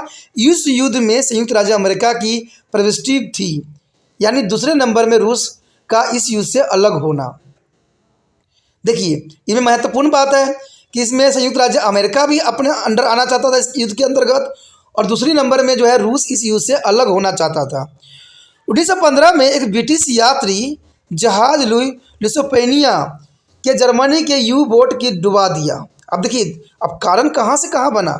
एक ब्रिटिश यात्री जहाज लुइसियाना के जर्मनी के यू बोट की डुबा दिया, जिसमें 128 अमेरिकी नागरिक यात्रा कर रहे थे। अब ये सूत्रपात था पावरफुल अमेरिका का एंट्री की। अब उनकी हत्या हो गई थी। अमेरिकी सेनेट ने इसे बहुत गंभीरता से लिया, यानी अमेरिका में एक दल है उसे सेनेट के नाम से जाना जाता है। अगर आप बीए आगे करोगे तो सीनेट के बारे में पूरी इन्फॉर्मेशन आएगी, ठीक है। तो अमेरिका में सीनेट जो था महत्वपूर्ण दल था, जो सारे रूल रेगुलेशन वहाँ बनाया जाता है। यानी सीनेट का कार्य होता है कि सारे रूल रेगुलेशन बनाए जाते हैं, और सीनेट ने इस बात को बहुत गंभीरता से लिया। और एक शक्तिशाली राष्ट्र बनने के अलावा जर्मनी अमेरिका स्वच्छता के लिए खतरा पैदा कर सकता था, यानी जर्मनी अमेरिका स्वच्छता के लिए जो है अमेरिका का वर्चस्व के लिए एक खतरा पैदा कर सकता था। और इसके अलावा संयुक्त राज्य अमेरिका हथियार और गोला बारूद का एक प्रमुख आपूर्तिकर्ता बनता जा रहा था। अमेरिका सदैव ही यही कार्य किया है, वो प्रत्यक्ष रूप से सामने नहीं युद्ध करता, वो हमेशा किसी भी देश को हथियार बना के अटैक करता है। जैसे आप यूक्रेन को भी आप समझ सकते हो, यूक्रेन तो बहुत छोटा था और युद्ध तो पहले ही ख़त्म हो जानी थी, लेकिन अमेरिका के सहयोग के कारण आज जो है ये काफ़ी पावरफुल बनता जा रहा है। और ये पावरफुल कहते हैं यूक्रेन नहीं बन रहा है, पावरफुल अमेरिका बन रहा है, क्योंकि वो सिर्फ गोला बारूद दे रहा है और जैसे चाहे युद्ध जीता जाएगा वो सभी संसाधनों पे कब्जा कर लेगा। और यही कहानी जो था प्रथम विश्व युद्ध में भी वो ऐसा ही कर रहा था। वो अमेरिका जो है, इसके अलावा संयुक्त राज्य अमेरिका हथियार और गोला बारूद का एक प्रमुख आपूर्तिकर्ता बनता जा रहा था, यानी वो सिर्फ हथियार दे रहा था कि वो हथियार से वो युद्ध करे और दूसरे राष्ट्र को जो है ख़त्म करे। कहते हैं युद्ध की निरंतरता के कारण अमेरिका के आर्थिक लाभ में काफ़ी वृद्धि हो गई, यानी इस समय देखिए काफ़ी महत्वपूर्ण था। कहते ये समय होता है जब कोई भी राष्ट्र पावरफुल बनता है, और अमेरिका ने क्या किया, सारे हथियार गोला बारूद जो है राज्यों को देने स्टार्ट कर दिए और उनसे जो है मुनाफा कमाना शुरू कर दिया। और निरंतर के कारण अमेरिका के आर्थिक लाभ में काफ़ी वृद्धि हो गई, और इन सब के ध्यान में रखते हुए उसने युद्ध में शामिल होने का फैसला भी कर लिया, क्योंकि उसने क्या किया, धीरे धीरे सारे पैसे संपत्ति जो है इकट्ठा कर लिया। दूसरी बड़ी घटना रूस का युद्ध से अलग होना, यानी दूसरी बड़ी घटना थी कि रूस का जो है युद्ध से अलग हो जाना। पहली घटना तो अमेरिका के अपनी स्टोरी से समझ ली, कहते हैं 128 लोगों की बदला लेने के लिए इसने जो है युद्ध में नहीं कूदा, वो सिर्फ अपना वर्चस्व स्थापित करने और जो है विश्व में नंबर 1 बनने के होड़ में उसने ऐसा किया। क्या आपको रूस के 1917 की अक्टूबर क्रांति के बारे में पढ़ा ही होगा। अक्टूबर क्रांति जो है बहुत महत्वपूर्ण रहता है और इसका वीडियो भी है इसमें उपलब्ध, आप देख सकती हो। क्रांतिकारियों की मुख्य मांगों में एक शांति थी। क्रांतिकारी जो थे वो सिर्फ शांति चाहते थे। तो तुरंत लेनिन ने के नेतृत्व में क्रांति के बाद रूस युद्ध के अलग हो गया। लेनिन जो था नेता ने क्या किया नेतृत्व में कारण क्रांति के बाद रूस युद्ध से अलग हो गया और 1918 में जर्मनी के साथ एक शांति संधि पर हस्ताक्षर किए गए। अब सोचेगा लेनिन कौन है और लेनिन के बारे में जानिएगा। तो ये 9th क्लास के जो बच्चों के हिस्ट्री के जो टॉपिक है उसमें लेनिन के बारे में विस्तार पूर्वक चर्चा मैं कर चुका हूँ पहले ही, ठीक है। तो इसमें लेनिन जो था वो बहुत ही शांति प्रिय व्यक्ति था और ये युद्ध वो नहीं चाहता था, इसलिए जो था इस युद्ध से अलग हो गया। और 1918 में जर्मनी के साथ एक संधि पर हस्ताक्षर किए गए। लेनिन बहुत समझदार था, उसने इस युद्ध से जो है अपने आप को अलग कर लिया और 1918 में जर्मनी के साथ एक संधि पर हस्ताक्षर कर लिया। कहते जुलाई 1918 से जर्मनी पतन शुरू हुआ, लेकिन देखा जाए तो जुलाई 1918 से जर्मनी का पतन शुरू हो गया और बुल्गारिया और तुर्की ने जो सितंबर और अक्टूबर में क्रमशः आत्मसमर्पण कर दिया। यानी बुल्गारिया और तुर्की ने भी अपने आप को युद्ध से अलग करके जो है आत्मसमर्पण कर दिया। 3 नवंबर 1918 में ऑस्ट्रिया के सम्राट ने ऑस्ट्रिया में व्यापक असंतोष के कारण आत्मसमर्पण कर दिया। देखिए युद्ध जो था ऑस्ट्रिया से शुरू हुआ था और अंत में जो है ऑस्ट्रिया को ही जो है आत्मसमर्पण ही करना पड़ा और जर्मन लोगों द्वारा इसी तरह के विद्रोह करने के बाद जर्मन सम्राट विल्हेम द्वितीय ने हालैंड भाग गए और जर्मनी एक गणराज्य घोषित हो गया। क्योंकि जर्नली सी बात है, सम्राट विल्हेम द्वितीय जो थे हालैंड भाग गए और जर्मनी जो था एक गणराज्य घोषित कर दिया गया और नई सरकार पर जो है 11 नवंबर 1918 और विश्व युद्ध के अंत के लिए जो है युद्ध विराम पर हस्ताक्षर भी किए गए, जो काफ़ी महत्वपूर्ण थी। युद्ध के दौरान मशीन गन्स, जहर गैस, तरल आग, पानडुब्बी और टैंक के रूप में कई नए हथियार का इस्तेमाल किया गया। यानी देखा जाए तो ये वो दौर थी जहां पर नए नए हथियारों का जो है सूत्रपात किया गया था और नई रणनीतियों और सैन्य तकनीकी पक्षों द्वारा प्रयोग भी किया गया था। यानी देखा जाए तो ये समय काल था जहां पर लोगों ने हथियार के बारे में बहुत कुछ जाना, बहुत कुछ सोचा और बहुत कुछ समझा। इंग्लैंड ने नौसेना और आर्थिक नाकेबंदी और टैंकों और हवाई हमलों का इस्तेमाल इस समय बेखूबी किया। यानी इंग्लैंड ने नौसेना, आर्थिक नौकेबंदी, टैंक और हवाई जो हमलों का बखूबी इसमें बहुत इस्तेमाल किया और फ्रांसीसियों ने युद्ध में गहरी जो है इस्तेमाल रणनीति की और जर्मनी ने यू नाव और पनडुब्बी का समुद्र में जहाज डुबाने के लिए इस्तेमाल किया। यानी सबने कुछ ना कुछ जो है इस युद्ध में प्रयोग किया जिससे उनकी वर्चस्व बनाया जा सके। यदि बात करें प्रथम युद्ध के अंतर्गत प्रथम विश्व युद्ध के तत्कालीन परिणाम, आखिर प्रथम विश्व युद्ध के तत्कालीन परिणाम क्या देखने को मिले। कहते हैं प्रथम विश्व युद्ध के दुनिया के सबसे विनाशकारी और भयावह घटनाओं के रूप में देखा जा सकता है। यानी विनाशकारी और भयंकर युद्ध के रूप में देखा जा सकता है। इसमें निर्दोष नागरिक सहित 1 लाख लोगों को उनके जीवन से हाथ धोना पड़ा। नागरिक सहित 1 लाख लोगों को जो है जीवन से हाथ धोना पड़ा। अधिकांश यूरोपीय देशों में बड़े पैमानों पर संपत्ति का नुकसान हुआ। संपत्ति का नुकसान तो कहते हैं आम बात थी, सबसे अधिक नुकसान यहाँ पर हुआ तो वो हुआ पर्यावरण को।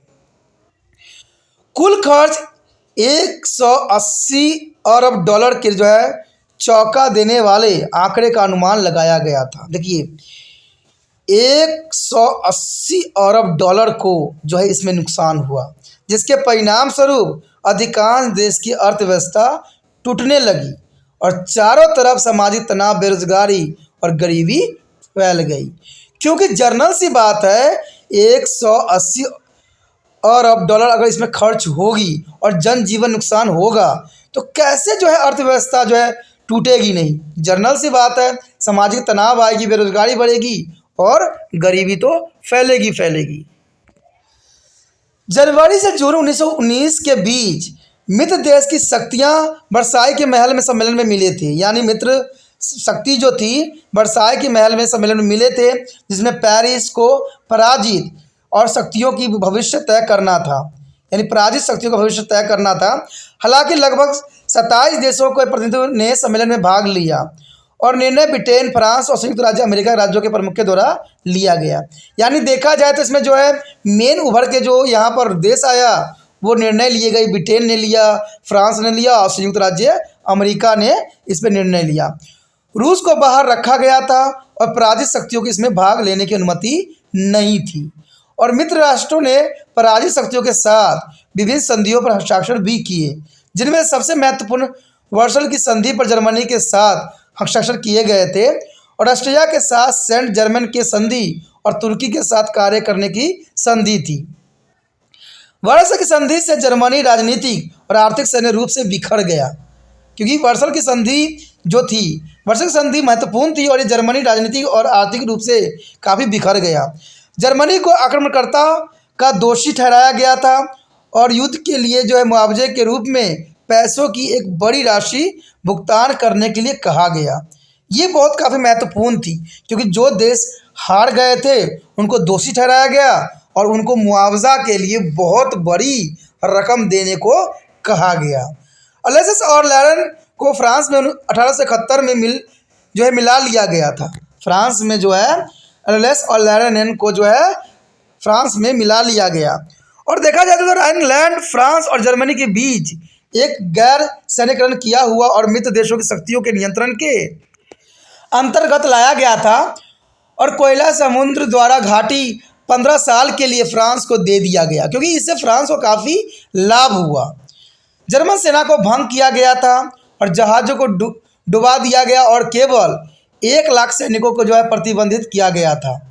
जर्मनी को उसके सभी उपनिवेश के वंचित कर दिया गया, यानी जर्मनी को सारे उपनिवेश से वंचित कर दिया गया और यूरोप में उसके बहुत से प्रदेशों को जो है बेल्जियम और पोलैंड को दे दिए गए। तो ये महत्वपूर्ण बात था। और सेंट जर्मन के संधि में ऑस्ट्रिया ने हंगरी को अलग कर दिया गया और हंगरी को एक स्वतंत्र राज्य बना दिया गया था। ऑस्ट्रिया को हंगरी और स्वतंत्रता इसलिए प्रदान की गई थी कि उसे अपने प्रदेशों के लिए हिस्से में चेकोस्लोवाकिया, रोमानिया और यूगोस्लाविया को देने के लिए बाध्य किया गया। अब देखिए ये बात बहुत काफ़ी महत्वपूर्ण था कि ऑस्ट्रिया से हंगरी की स्वतंत्रता इसलिए प्रदान की गई थी क्योंकि उससे जो है चेकोस्लोवाकिया और रोमानिया और यूगोस्लाविया ये तीनों राज्य देने के बाध्य किया गया। और ये तीनों जो राज्य थे बहुत महत्वपूर्ण थे और इन्हीं तीनों को लेने के कारण जो है दूसरा युद्ध भी लड़ा गया, जिसके बारे में हम आगे चर्चा करेंगे, दूसरा विश्व युद्ध। और दूसरा विश्व युद्ध का कारण यही 3 राज्य बने। कहते हैं सर्वस की संधि ने तुर्क साम्राज्य का पतन कर दिया और इसे कुछ राज्यों को जो है जान देश के रूप में मित्र देशों को अधिकार में दे दिया गया, क्योंकि इससे जो हुआ वो मित्र देशों को ही फायदा हुआ और मित्र देश को सभी जो इम्पोर्टेंट जगह थी वो मिल गया। उदाहरण के लिए फिलिस्तीन और जो मेसोपोटामिया फ्रांस, ब्रिटेन और जो है सीरिया को दे दिया गया। सीरिया को जो है दे दिया फिलिस्तीनिया और मेसोपोटामिया फ्रांस, ब्रिटेन और सीरिया को दे दिया गया। मित्र देश इन देशों के तब तक देखेंगे जब तक कि आत्मनिर्भर नहीं बन जाते। अब देखिए इसमें भी बहुत बड़ी बात थी, इन्होंने ये बात कहा कि जब तक ये उनको देखेंगे जब तक वो आत्मनिर्भर नहीं हो जाएंगे। आपको लगता है कि कोई देश उस देश में राज्य कर रहा हो और उसको आत्मनिर्भर बनाने के अग्रसर हो? संभव ही नहीं है। युद्ध और शांति संधियों ने दुनिया के विशेष रूप से यूरोप के राजनीतिक नक्शों को ही बदल दिया। कहते हैं ये कभी महत्वपूर्ण बात रहती है, अगर कहीं युद्ध होता है या कुछ प्रॉब्लम आती है तो कहते हैं दुनिया में जो है नक्शा ही बदल जाता है। जैसे आप देखिए भारत का भी नक्शा कुछ और था, लेकिन जब पाकिस्तान जो है बंटवारा के लिए मांग किया तो भारत का नक्शा ही बदल गया। तो ये कोई भी देशों के लिए हो सकता है। कहते हैं युद्ध किसी भी देश के नक्शा बिगाड़ने के लिए पर्याप्त होती है। कहते हैं रूस में अक्टूबर क्रांति के बाद जो है रोमानिया और सत्तारूढ़ राजवंश को परास्त किया गया था, क्योंकि आपको पता है कि रूस में अक्टूबर क्रांति हुई थी, जिसमें रोमानिया और सत्तारूढ़ राजवंश को जो है परास्त कर दिया गया था। और युद्ध के अंत के द्वारा जर्मनी और ऑस्ट्रिया का जो है होलजोलर राजवंश हेल्गवर्ग राजवंश को हटा दिया गया, यानी राजवंश की जो है यहाँ पर समाप्ति हो गई। गणराज्य सरकार की स्थापना किया गया और 1922 में क्रांति के बाद तुर्की में भी राजशाही समाप्त कर दिया गया। यानी तुर्की में भी राजशाही सदैव के लिए समाप्त हो गया। पराजित शक्तियों के लिए गए प्रदेशों में दो नए राज्य जो है चेकोस्लोवाकिया और यूगोस्लाविया को बनाया गया। देखिए, पराजित शक्तियों के लिए एक प्रदेश में दो राज्य जो है चेकोस्लोवाकिया और यूगोस्लाविया को बनाया गया। हंगरी एक स्वतंत्र राज्य के रूप में उस समय उभरा। यानी हंगरी जो था एक स्वतंत्र राज्य के रूप में उभरा। और एस्टोनिया, लिथुआनिया और लात्विया और फिनलैंड स्वतंत्र राज्य के रूप में उभर के सामने आया। रोमानिया और पोलैंड के राज्यों को आकार बढ़ा दिए गए। रोमानिया और पोलैंड के राज्य के आकार जो है काफ़ी बढ़ा दिया और इससे यूरोप के अधिकांश राज्यों की सीमाओं में बदलाव कर दिया गया। तो ये काफ़ी महत्वपूर्ण बात थी और यह स्पष्ट था कि पराजित शक्तियों के साथ किए गए शांति समझौता और असामान्य जबरदस्ती पराजित शक्तियों पर थोपे गए समझौता थे। ये तो आप भली भांति जानते हो कि ये जो जबरदस्ती और असामान्य समझौते थे और इसको कोई देश नहीं मान रहा था क्योंकि इससे इनका अर्थव्यवस्था कमज़ोर पड़ रही थी। इवन कि कहते हैं बहुत से रकम जो है देशों को चुकाने के लिए भी कहा गया जो पराजित देश थे और कई राज्यों को उनसे छीन भी लिया गया। और यही सब कारण बना दूसरे विश्व युद्ध का भी, जहां हिटलर ने अपना और जो है बहुत ही महत्वपूर्ण योगदान दिया इस युद्ध के लिए और इसने युद्ध लड़ा और कहते हैं इस युद्ध में बहुत ही विनाश हुआ, जिसके बारे में हम आगे पढ़ेंगे। ठीक है, कि हिटलर की वहाँ पर जो नीतियाँ थी वो काफ़ी महत्वपूर्ण थी। और देखा जाए तो लेनिन का भी महत्वपूर्ण महत्वाकांक्षा था, जिसके बारे में हम जो सेकेंड विश्व युद्ध के अंतर्गत बात करेंगे। कहते हैं बिना विमर्श जो है विचार विमर्श किए हुए थे, क्योंकि सारे समझौते जो थोपे गए थे उन पे वो बिना विचार विमर्श किए। क्योंकि आपने अभी पढ़ जाना भी है कि जब ये मीटिंग हो रही थी तो पराजित देशों को उसमें सम्मिलित नहीं किया गया। मित्र राष्ट्रों ने अपनी मनमर्जी की सारी बातें बनाई और उनको जो है पराजित देशों को जो है समझौता जो है ज़बरदस्ती थोप दिया गया। युद्ध के अंत में यूरोपीय वर्चस्व के अंत और सोवियत संघ और संयुक्त राज्य अमेरिका के जो है प्रमुख शक्तियों के रूप में उद्भव भी देखा गया। यानी इसमें जो है दो मेन राष्ट्र उभर के सामने आए। यूरोपीय वर्चस्व के अंत को जो है सोवियत संघ ने फायदा उठाया और संयुक्त राज्य अमेरिका के प्रमुख शक्ति के रूप में उद्भव का सामने आया। और इसी अवधि में एशिया अफ्रीका के देशों में भी राष्ट्रीय आंदोलन को मजबूती बनते देखा गया। यानी देखा जाए तो इस युद्ध ने एशिया अफ्रीका के देशों में भी राष्ट्रीय आंदोलन को मजबूती बनते देखा गया। और इससे पहले भी नवंबर 1918 में युद्ध समाप्त होता तो कहते हैं अमेरिकी राष्ट्रपति वुडरो विल्सन ने एक शांति कार्यक्रम प्रस्ताव भी किया, जिसे विल्सन के 14 सूत्रों के रूप में जाना जाता है। और इसका सबसे महत्वपूर्ण बात दुनिया में शांति और सुरक्षा बनाए रखना था। देखिए, सबसे महत्वपूर्ण बात होता है शांति और सुरक्षा स्थापित करना, लेकिन जब कहते हैं हम जो है बम और गोली और बारूदों के ऊपर खड़े हैं तो शांति और सुरक्षा की बात नहीं की जा सकती। क्योंकि कहते हैं बड़े बड़े परमाणु बम हथियार जो होते हैं किसी भी कंडीशन से कभी भी रिएक्ट कर जाते हैं, तो आप शांति की बात वहाँ पर नहीं कर सकते। भारत सदैव ही इन खतरों को जो है आगाह पूरा विश्व को करता आया है और ये बहुत ज़रूरी भी है। और इस प्रस्ताव के आधार पर लीग ऑफ नेशन जो 1920 में स्थापित किया गया वो काफ़ी महत्वपूर्ण थी। चलिए देखते हैं कि लीग ऑफ नेशन में जो 1920 में स्थापित किया गया आखिर किस बातों की तरफ इशारा करता है। देखिए, यहाँ पर आ गया लीग ऑफ। कहते हैं लीग ऑफ जो था 1920 में स्थापित प्रथम अंतर्राष्ट्रीय लीग संगठन, जिसका मुख्य कार्यालय जिनेवा में रखा गया था। यानी लीग ऑफ जो 1920 में स्थापित किया गया ये अंतर्राष्ट्रीय लीग संगठन था, जिसका कार्यालय जो था जिनेवा था। इसका मुख्य उद्देश्य दुनिया में शांति और सुरक्षा बनाए रखना है। कहते हैं दुनिया में सुरक्षा और शांति तब स्थापित होगी जब ऐसे ऐसे भयंकर युद्धों से जो दुनिया बची रहेगी। भविष्य के युद्ध को रोकने के लिए अंतर्राष्ट्रीय सहयोग को बढ़ावा देने और अंतर्राष्ट्रीय विवादों को शांतिपूर्ण ढंग से निपटाने और सदस्य देशों में श्रमिक स्थिति में सुधार करना था। अब देखिए, हर देश का जो सोच होती है वो अच्छा ही होता है, लेकिन ये सोच ज़मीनी हकीकत पर देखने को कभी नहीं मिलता और यही बात आगे बताई गई है। लेकिन दुर्भाग्य से लीग के लिए जिसके लिए वह स्थापित किया गया था युद्ध और संघर्ष को रोकने में विफल रहा। और यह जापान ने 1936 में मंचूरिया पर हमला किया और 1935 में इटली ने जो है इथोपिया पर हमला किया और लीग कुछ नहीं कर सका। तो कहते हैं लीग सिर्फ बनाई गई थी दिखावा के लिए और इसको जो है शांति और सुरक्षा की कोई बात इसमें जो है साबित करके लीग ऑफ ने नहीं दिखाया। तो दोस्तों यही बात यहाँ आता है, किसी को कुछ करके दिखाना होता है।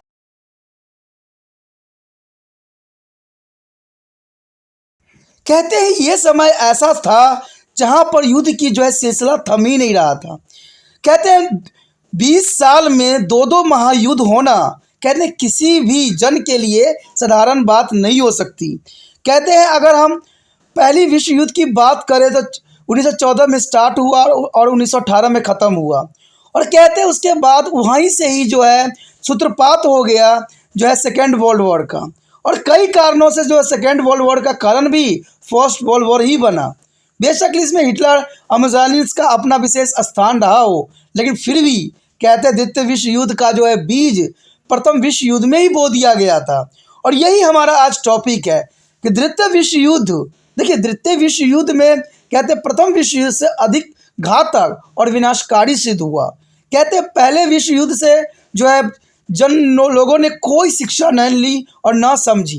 कहते हैं इसी कारण से जो है द्वितीय विश्व युद्ध ने एक कहते हैं बहुत बड़ा जो है प्रकोप का सबब बनाया।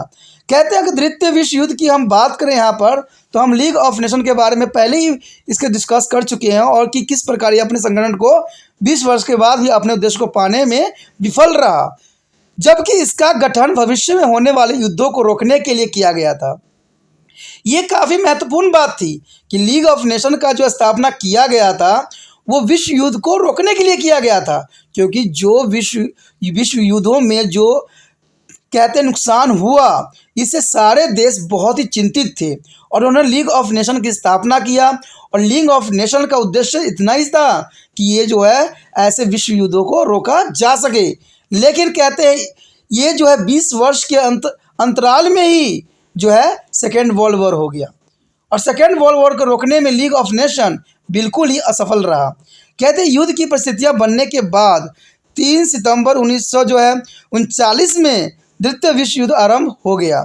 और यह युद्ध कैसे आरंभ हुआ, आइए इसके बारे में हम विस्तार पूर्वक अध्ययन करें और ये सब जानने के लिए आपको तिरपान स्टडी सेंटर के साथ बने रहना पड़ेगा। तो चलिए देखते हैं, इसके कारणों पर प्रकाश डालते हैं और इसको हर एक पहलू पर जानने की हम कोशिश करें।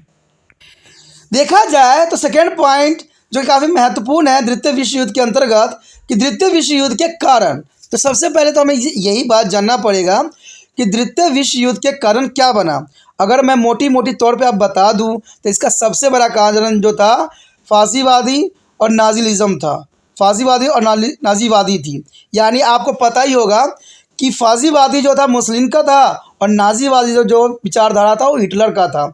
और इन दोनों के कारण जो है सेकेंड विश्व युद्ध हुआ। लेकिन देखा जाए तो प्रथम विश्व युद्ध में ही सेकेंड विश्व युद्ध का जो है बीज रोपण किया जा चुका था, क्योंकि जब उस समय मित्र राष्ट्रों ने क्या किया, जो ध्रुवी राष्ट्र थे उनको जो है कोई भी मीटिंग में नहीं बुलाया और प्रथम विश्व युद्ध हुई उसका जो है हारे हुए देशों को सारे नुकसान जो है भरने के लिए कहा गया। और इन कारणों से क्या हुआ, 1929 में जो है इकोनॉमिकल क्राइसिस आ गई, यानी आर्थिक संकट आ गया। और आर्थिक संकट के कारण सभी देश जो थे त्राही करने लगे। इवन कि जो पावरफुल अमेरिका था वो भी इस क्राइसिस से बच न सका। तो देखा जाए इन क्राइसिस के कारण क्या हुआ, उन लोगों का उदय हुआ जो काफ़ी जो थे सशक्त थे और काफ़ी जो है नाजिलिज्म को फॉलो करते थे या फाजिलिज्म को फॉलो करते थे। तो इन लोगों ने लोगों को आश्वासन दिलाया और जाके जो है राजगद्दी पे बैठ गया और यहीं से सूत्रपात हुआ सेकेंड विश्व युद्ध का। तो कहते हैं द्वितीय विश्व युद्ध ने पहले यूरोप में शुरू हुए युद्धों ने ही एक विश्व युद्ध का रूप धारण कर लिया था। फासीवादी देशों ने विश्व के दोबारा से साम्राज्यवादी लाभ के लिए जो है विभाजित करना चाहा, जिससे विभिन्न देशों के बीच संघर्ष पनपा। यानी फासीवादी जो थे, फासीवादी मुस्लिम का विचारधारा था और वो यही इस बात को लेकर चलता था। और साम्राज्यवादी जो लाभ को विभाजित करने के लिए कहा गया, तो यही कारण था जहाँ पर जो है फिर से द्वितीय विश्व युद्ध जो है पनपने लग गया। जर्मनी वर्साइल संधि के दौरान राजनीतिक, सैन्य और आर्थिक दृष्टि से पूर्णतः बिखर गया था। यानी जर्मनी जो वर्साइल संधि की गई थी, इसके कारण क्या हुआ, ये बिल्कुल ही आर्थिक दृष्टि से बिखर गया। मैं पहले ही आपको बता चुका हूँ कि 1929 में जो आर्थिक संकट आया, इस आर्थिक संकट ने सभी देशों को जो है त्राहि त्राहि करने के लिए मजबूर कर दिया। कहते हैं उस समय जो पावरफुल अमेरिका बन रहा था, कहते हैं पावरफुल अमेरिका को भी इसका सबब काफ़ी मिला। उसने बदला लेने की मांग की और मित्र देशों में शक्ति के एक परीक्षण के लिए तैयार था। यानी मित्र देश जो थे फिर से शक्ति के परीक्षण के लिए तैयार थे। और इटली की स्थिति भी बेहतर नहीं थी उस समय।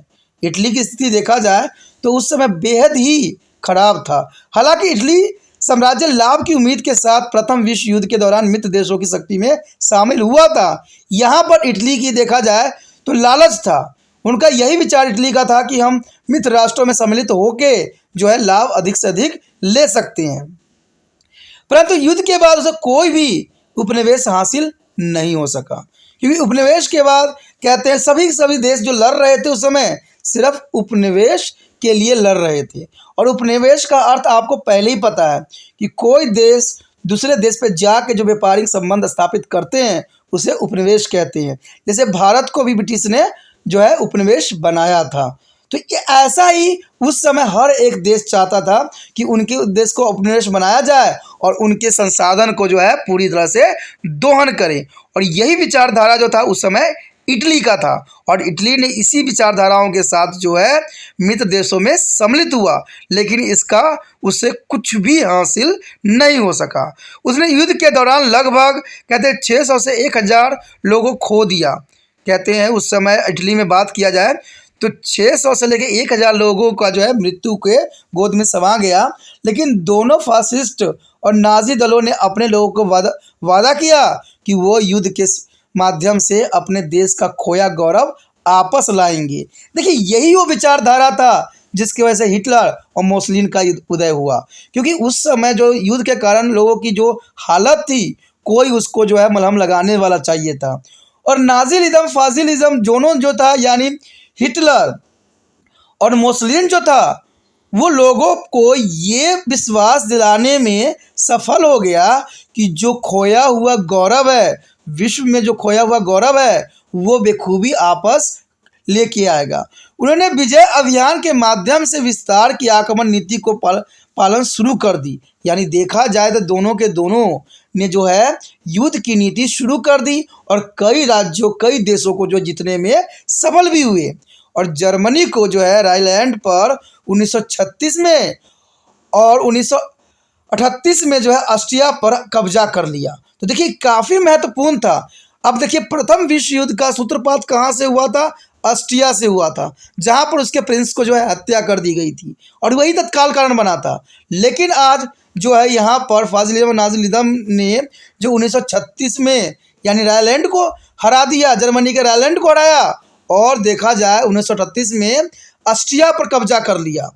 और कहते हैं चेकोस्लोवाकिया जो उस समय मित्र राष्ट्रों ने हड़प लिया था, उसको भी 1938 में जीत लिया। तो ये बहुत बड़ी जो है अचीवमेंट थी और लोगों को बताने के लिए ये पर्याप्त थी कि वो जो है जीतने में सक्षम है। जबकि इटली ने इथियोपिया पर हमला किया और इससे यूरोप देशों के बीच सामाजिक तनाव और संघर्ष पैदा हो गया। अब जापान का सैन्य शक्ति के रूप में उभरना व फासिस्ट शक्तियों को समर्थन देने की बात पढ़ ही चुके हो पहले ही। कहते हैं रोम बर्लिन अटैकों की धुरी पर जो है हस्ताक्षर कर तीनों शक्ति परस्पर दूसरे के समर्थन प्रतिबंध हो गए। जापान को स्वतंत्र छोड़ दिया गया और एशिया और जो है प्रशांत के क्षेत्रों में नियंत्रण करने के लिए, जबकि जर्मनी और इटली के यूरोप में मनमानी करने की अनुमति मिल गई। क्योंकि देखा जाए तो सभी राष्ट्र जो थे अलग हो गए और सब अपने मनमर्जी करने लगे। जापान भी उस समय स्वतंत्र हो गया था, जापान को भी स्वतंत्र छोड़ दिया गया था और एशिया और प्रशांत क्षेत्रों में नियंत्रण करने किए। लेकिन जबकि जर्मनी और इटली यूरोप में मनमानी करने में पूरी उनको अनुमति मिल गई। तो ये सब कारण जो थी उस समय जो है सेकेंड वर्ल्ड वॉर का कारण बना। सोवियत संघ की सफलता ने पश्चिमी शक्तियों को चौकन्न कर दिया। यानी सोवियत संघ जब उस समय सफलता की हासिल किया तो सारे पश्चिमी शक्तियों चौकन्ने हो गए और उनको लगा कि सोवियत संघ अब सबसे अधिक पावरफुल के रूप में उभरेगा। लेकिन पूंजीवादी देश होने के कारण वे अपने देशों में साम्यवाद के प्रसार को रोकना भी चाहते थे, क्योंकि आपको पहले ही पता है कि सोवियत संघ का विचार जो था साम्यवादी था और अमेरिका का विचारधारा जो था पूंजीवादी था। क्योंकि बाकी देश पूंजीवादी को फॉलो कर रहे थे तो साम्यवादी का प्रसार बढ़ता ही जा रहा था और वो साम्यवादी के प्रसार को रोकना चाहते थे।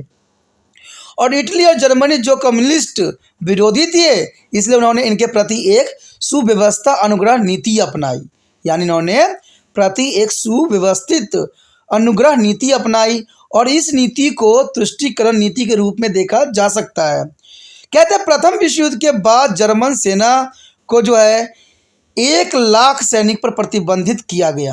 क्योंकि प्रथम विश्व में आपको पता होगा कि 1 लाख सैनिकों पर प्रतिबंधित किया गया और जर्मनी ने बिना पश्चिमी शक्ति सुरक्षा के अपने सैनिकों की संख्या 8 लाख कर ली, जो कि काफ़ी थी। और यही कारण था कि जर्मनी अपने आप को उस समय जो है महाशक्तिशाली समझ रहा था, क्योंकि उसके पास 8 लाख सैनिक थे। यहाँ तक कि जब हिटलर ने वर्सला की संधि का परित्याग किया और रायलैंड और ऑस्ट्रिया पर कब्जा कर लिया, तब भी पश्चिमी शक्ति जो है मुख दर्शन बने रहे।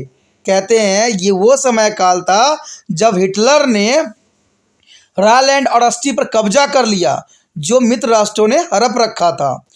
1937 में जनता की लोकप्रिय निर्वाचन सरकार और जनरल फ्रांको फासिस्ट नेता के बीच स्पेन में युद्ध शुरू हो गया और स्पेन में लोकतांत्रिक ढंग से निर्वाचित सरकार को जो है पदस्थ करने के लिए हिटलर के हथियार और गोला बारूद से सहायता की पूर्ति के लिए सोवियत संघ ने जनरल फ्रैंको के खिलाफ सामूहिक कार्रवाई करने के लिए इंग्लैंड से अपील की, क्योंकि उस समय हिटलर ने जो है काफ़ी इन देशों को सहायता किया।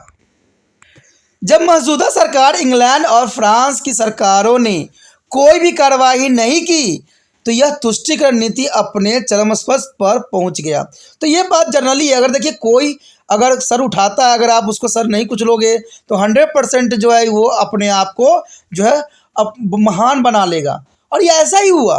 कहते हैं तुष्टीकरण नीति अपने चरम कोस पर पहुंच गया क्योंकि इसमें फ्रांस सरकार ने कोई भी कार्रवाई नहीं किया। जब अगस्त 1938 में हिटलर ने म्यूनिख के लिए ब्रिटेन और फ्रांस के प्रधानमंत्री ने आमंत्रित किया तो जो है म्यूनिख संधि उनके द्वारा 1938 में हस्ताक्षर भी किए गए और जर्मनी को जो है सुदेंद्रलैंड व चेकोस्लोवाकिया के उत्तरी भाग पर कब्जा करने की अनुमति मिल गई।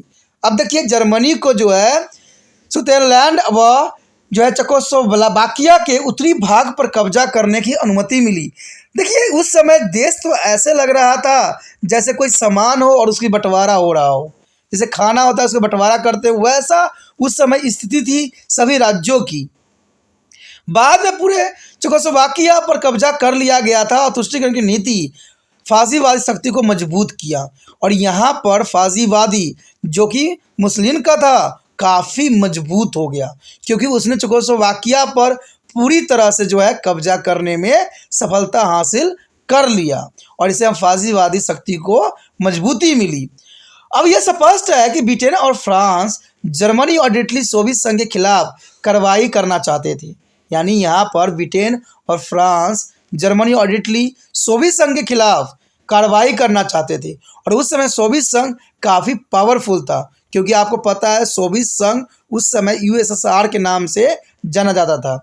और इन योजनाओं पर रोकने के लिए सोवियत संघ द्वारा जर्मनी के साथ जो दोनों एक दूसरे पर हमला नहीं करने से समझौता पर हस्ताक्षर किए। कहते दोनों देश एक दूसरे पर हमला नहीं करना चाहते थे और इसीलिए उन्होंने जो है समझौता का नीति का अनुसरण किया और इस तरह सोवियत संघ के कुछ समय मिल गया और इसके कारण जो है सोवियत संघ को जो है अपनी शक्ति मजबूत करने के लिए थोड़ा समय मिल गया और वह भविष्य की तैयारी कर ली। यानी देखा जाए तो ये समझौता सोवियत संघ के लिए जो है काफ़ी महत्वपूर्ण थी, यानी सोने पे सुहागा की तरह थी, क्योंकि ये कारण इसलिए था क्योंकि उसको थोड़ा सा सैनिक तैयारी करने की जो है पूरा समय मिल गया और जर्मनी को सोवियत संघ के त्रस्त करने में सफलता भी प्राप्त हो गई। द्वितीय विश्व युद्ध तब शुरू हुआ जब जर्मनी ने 1 सितंबर 1939 को पोलैंड पर हमला कर दिया था। यानी वो समय काल था जब जर्मनी ने 1 सितंबर 1940 को पोलैंड पर हमला किया और ब्रिटेन ने जर्मनी से 3 सितंबर 1939 को युद्ध की घोषणा की, क्योंकि ब्रिटेन ने भी जर्मनी पर आक्रमण करने का मन बना लिया था। तो इसी वजह से द्वितीय विश्व युद्ध का सूत्रपात हो चुका। अगला पॉइंट है द्वितीय विश्व के अंतर्गत युद्ध का परिणाम, यानी द्वितीय विश्व युद्ध का क्या परिणाम आया। आपको तो पता ही होगा कि युद्ध से परिणाम कदाचित अच्छे नहीं होते हैं, और यह यहाँ देखने को भी मिला। कहते हैं सितंबर 1945 में युद्ध का अंत हो गया और यह मानव इतिहास का सबसे विनाशकारी युद्ध था। इससे बड़ा युद्ध कभी भी नहीं देखा गया, न सोचा गया। इसे जान माल और संसाधनों की अभूतपूर्व क्षति हुई। देखा जाए तो जान माल की क्षति के साथ जो पर्यावरण का नुकसान हुआ उसका कोई भी भरपाई नहीं कर सकता। बड़े शहरों के सुंदर भवन अब मिट्टी में मिल गए। हजारों लोगों के अपने घरों में बेघर होना पड़ा और जर्मनी यहूदियों को मार दिया गया था। फिर उन्हें यंत्रणाओं और शिविरों में भेज दिया गया, यानी कॉन्सेंट्रेशन कैंप में सभी यहूदियों को कॉन्सेंट्रेशन कैंप में डायरेक्ट भेज दिया गया। जापानी शहरों में हिरोशिमा और नागासाकी पर अमेरिका द्वारा परमाणु बम गिराया गया और ये परमाणु बम इतना घातक था कि कहते हैं वहाँ पर जलने के लिए तिनका भी नहीं बचा। तो आप समझ सकते हो हिरोशिमा नागासाकी पर जो अमेरिका द्वारा जापानी शहर हिरोशिमा नागासाकी पर बम ब्लास्ट किया गया, परमाणु बम गिराया गया, वो बहुत काफ़ी विनाशकारी था। और कहते हैं दोनों शहर अपनी जनता के साथ नष्ट हो गई।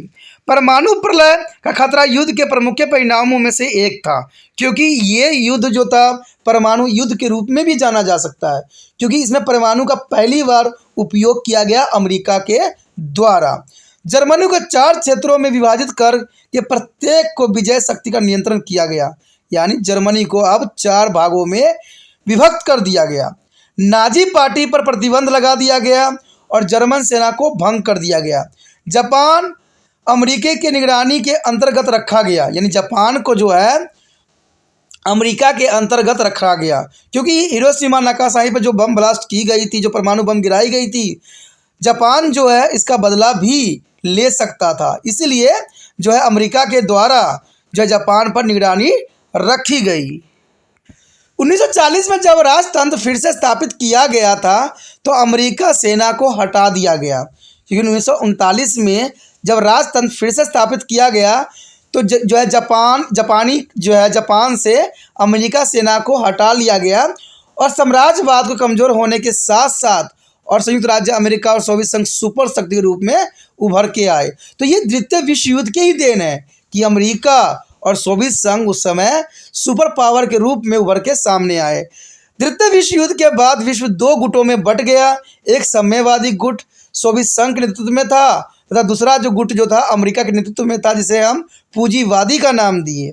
यानी साम्यवादी वो था सोवियत संघ यानी यूएसएसआर के अंतर्गत था, और पूंजीवादी था यानी कैपिटलिस्ट अमेरिका के अंतर्गत था। इन 2 गुटों में तनाव व शस्त्र संघर्ष के विकास को शीत युद्ध कहते हैं। यानी यहाँ पर शीत युद्ध का अर्थ यही होता है मानसिक युद्ध, यानी युद्ध होती नहीं है, सिर्फ मानसिक युद्ध होता है। एक दूसरे पर सिर्फ इसमें कमेंट की जाती है, मीडिया के अंतर्गत युद्ध लड़ी जाती है और इसमें युद्ध होती नहीं है, इसलिए इसको शीत युद्ध का नाम दिया। तो आप शीत युद्ध का भी अर्थ भली भांति समझ गए होंगे कि शीत युद्ध का मतलब होता है बातों का युद्ध, मीडिया का युद्ध और एक दूसरे को नीचा दिखाने का युद्ध, जो दोनों देशों के बीच बहुत लंबा समय तक चला। यानी देखा जाए 1945 में शीत युद्ध शुरू हुआ तो 1991 में इसका अंत हुआ। तो ये बहुत काफ़ी लंबा काल में शीत युद्ध चला। युद्ध के एक प्रमुख प्रभाव संयुक्त राष्ट्र संगठन यानी संयुक्त राष्ट्र संघ की स्थापना था, जिसके बारे में हम आगे पढ़ेंगे और जानने की कोशिश करेंगे कि इसमें क्या है। कहीं दुनिया में तब से कई बदलाव हुए हैं। दुनिया में कई बदलाव हुए, दुनिया के जो है पूरे राजनीतिक नक्शा ही बदल गया, क्योंकि प्रथम विश्व युद्ध और द्वितीय विश्व युद्ध ने बिल्कुल ही पूरे चीज़ों को जो है तहस नहस, संसाधनों को तहस नहस कर दिया और पूरे ही राजनीतिक नक्शा ही बदल दिया। एशिया और अफ्रीका के जो देश उपनिवेशिक शासन के अधीन थे, अब वो स्वतंत्र हो गए, अब वो दुनिया में एक प्रमुख शक्ति के रूप में थे। कहते हैं इस युद्ध में किसी देश को चाहे लाभ मिले चाहे ना मिले, लेकिन जो उपनिवेशिक थे, जो उपनिवेशिक राज्य था या देश थे, उनको स्वतंत्रता प्राप्त बेशकली हो गई, जो कि काफ़ी महत्वपूर्ण था। टॉपिक आया है संयुक्त राष्ट्र संगठन की स्थापना। देखिए, संयुक्त राष्ट्र संघ की स्थापना सिर्फ इतने के लिए किया गया कि पूरे विश्व को जो है शांतिमय जीवन यापन के लिए और नेशन को जो है सुरक्षित करने के लिए संयुक्त राष्ट्र संघ की स्थापना हुई। और जो विश्व युद्ध जैसे महाकाल युद्ध लड़ी गई, उनसे बचाने के लिए जो है संयुक्त राष्ट्र संगठन किया गया। और इससे पहले भी संगठन की स्थापना किया, लेकिन वो कुछ ना कर सका। उसके बाद संयुक्त राष्ट्र संगठन की स्थापना की गई, जो कि काफ़ी महत्वपूर्ण थी। कहते हैं युद्ध की जो है विध्वंसता ने दुनिया के नेताओं को शांति के लिए एक अंतर्राष्ट्रीय संगठन की जरूरत का एहसास कराया। यानी देखा जाए तो जो युद्ध की विध्वंसता थी, पूरे दुनिया के नेताओं को जो है एक बात को संकेत किया कि ये बहुत ही विनाशकारी है और इससे जनजीवन और पर्यावरण को बहुत ही नुकसान होता है। तो ब्रिटिश प्रधानमंत्री विंस्टन चर्चिल एंड सोवियत नेता स्टालिन और अमेरिकी राष्ट्रपति रूजवेल्ट ने जो है रूप में विश्व के नेताओं के विभिन्न सम्मेलन में इस संगठन के जो है बारे में फैसला करने के लिए मुलाकात की। और अंत में 24 अक्टूबर 1945 को सैन फ्रांसिस्को में एक सम्मेलन में संयुक्त राष्ट्र चार्टर के 50 देशों के सदस्यों द्वारा अपना लिया गया। कहते हैं ये काफ़ी महत्वपूर्ण थी कि यहाँ पर 3 लोगों का महत्वपूर्ण स्थान था कि ब्रिटिश प्रधानमंत्री विंस्टन चर्चिल और सोवियत नेता स्टालिन और अमेरिका के राष्ट्रपति रूजवेल्ट के कोशिशों के कारण जो है 24 अक्टूबर 1945 को जो है 50 देशीय संयुक्त राष्ट्र संघ की स्थापना कर ली गई।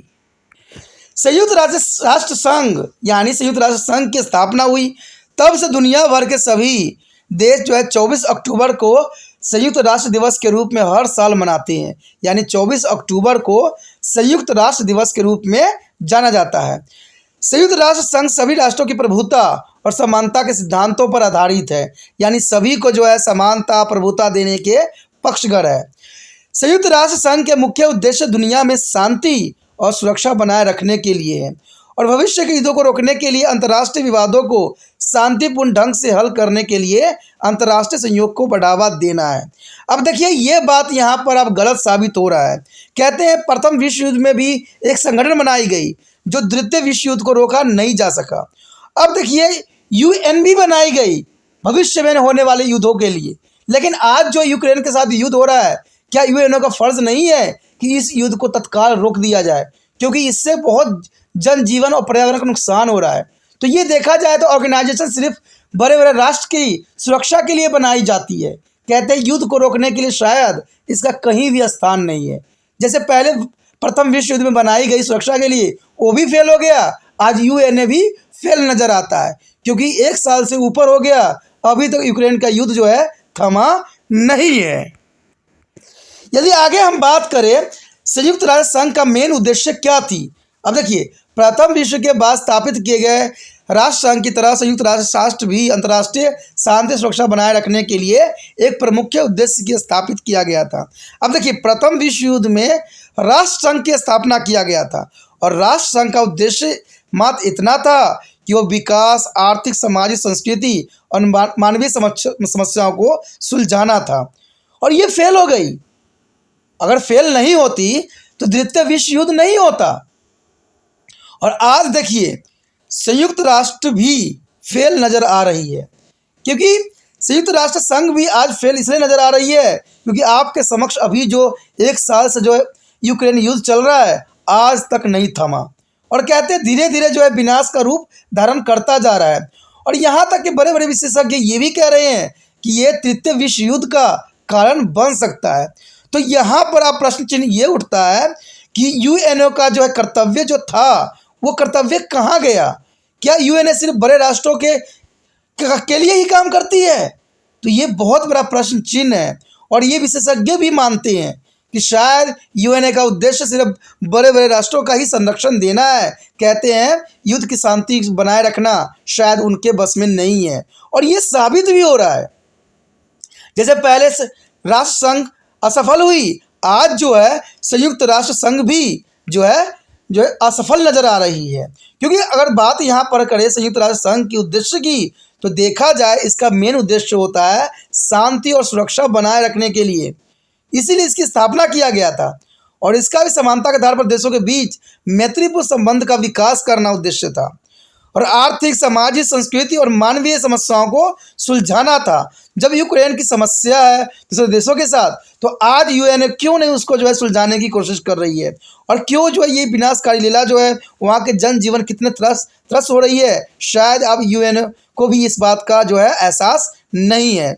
दुनिया के लोगों के लिए मानव अधिकार और मौलिक स्वतंत्रता की बढ़ावा देना जो है राष्ट्रीय संघ की मेन उद्देश्य था, लेकिन आज ये उद्देश्य खो चुका है। संयुक्त राष्ट्र के उद्देश्यों में से एक था, और यह भी संयुक्त राष्ट्र के उद्देश्य की प्राप्ति के लिए विभिन्न देशों के विभिन्न कहते हैं उद्देश्यों की प्राप्ति के लिए विभिन्न गतिविधियों में तालमेल करने के लिए जो है राष्ट्र संघ ने एक आम मंच के रूप में कार्य किया। दोस्तों कहते हैं बहुत सी ऐसी बातें होती है, सिर्फ मैं एक ही बात जानता हूँ कि जो भी रूल रेगुलेशन बनाए जाते हैं वो सिर्फ कागजों और कहते हैं विचारों में ही रहते हैं, लेकिन वास्तविकता में इसको कहीं नहीं देखा गया। अगर हम बात करें राष्ट्र संघ की, तो राष्ट्र संघ का जो बनाया गया इसलिए बनाया गया क्योंकि ये विश्व में शांति स्थापना के लिए था और युद्ध जैसे विनाशकारी लीला को रोकने के लिए था।